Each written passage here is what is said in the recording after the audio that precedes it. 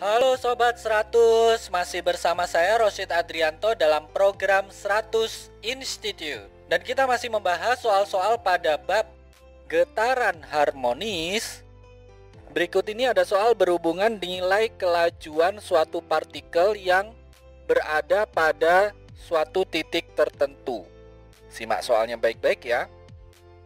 Jadi di sini diketahui ada sebuah partikel melakukan gerak harmonik sederhana dengan periode 6 second dan amplitudo 10 cm. Pertanyaannya adalah Sobat 100 tentukan berapakah kelajuan partikel ketika berada 5 cm dari titik kesetimbangannya. Oke, Sobat 100, sebagai ilustrasi lihat gambar berikut ini ya. Jadi di sini ada sebuah partikel. Partikel ini bergerak harmonik sederhana. Diketahui di soal periodenya adalah 6 second dan amplitudonya 10 cm.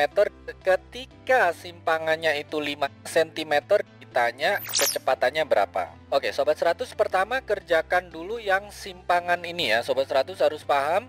Di sini untuk persamaan simpangan, Sobat 100 baiknya gunakan rumus ini. Y sama dengan A sin omega T, yang mana simpangannya 5, amplitudonya 10.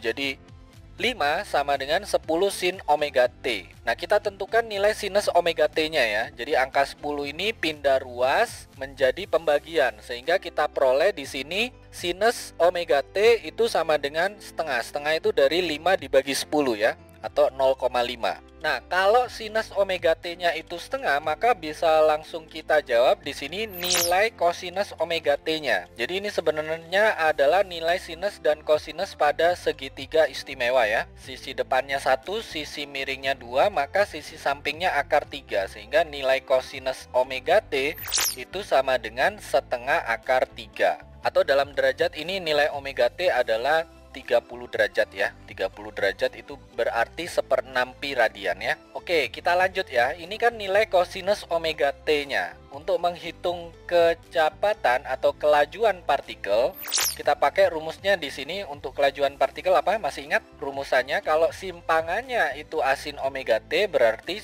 kecepatannya atau kelajuannya itu sama dengan A omega cos omega T. Nah, di soal yang diketahui amplitudo, sehingga omega ini perlu kita ganti ya. Rumus dari omega itu adalah 2pi per periode, sehingga kita tuliskan di sini kelajuan partikel sama dengan amplitudo kalikan 2pi per periode kalikan cos omega T. Kita masukkan angka ya Sobat 100, amplitudonya 10, periodenya 6, kosinus omega T tadi adalah setengah akar 3, sehingga kita tuliskan di sini kelajuan partikel itu sama dengan 10 kalikan 2pi dibagi 6 kalikan dengan setengah akar 3. Ini kalau Sobat 100 hitung 2pi per 6 hasilnya adalah 1/3 pi. Lalu 10 kalikan setengah ketemu 5. Sehingga kita dapatkan di sini kelajuan partikel itu sama dengan berapa? Ya, nilainya itu sama dengan 5pi akar 3 per 3 dalam satuan cm per second. Ini jawabannya ya Sobat 100. Oke Sobat 100, sampai di sini bisa dipahami ya. Jadi ingat baik-baik, kalau diketahui nilai periode dari suatu partikel yang bergerak harmonik, diketahui amplitudo, diketahui simpangan, ditanya kelajuan, maka untuk mempermudah perhitungan Sobat 100, misalkan simpangannya itu memiliki persamaan Y sama dengan A sin omega T. Dari informasi yang ada, Sobat 100 masukkan nilai Y dan amplitudo. Nanti ketemu nilai sinus omega T. Nah, dari nilai sinus omega T ini Sobat 100 bisa tentukan nilai kosinus omega T. Setelah dapatkan nilai kosinus omega T-nya, maka Sobat 100 bisa hitung kelajuan partikel pakai rumus ini. V sama dengan A omega cos omega T. Yang mana omega adalah frekuensi sudut, rumusnya adalah 2pi per periode. Nah, Sobat 100 masukkan saja angka-angka yang sudah diketahui di soal. Sobat 100 lakukan perhitungan, nanti ketemu ya. Kelajuan partikel itu sekian cm per second. Begitu ya Sobat 100, sampai di sini bisa dipahami ya.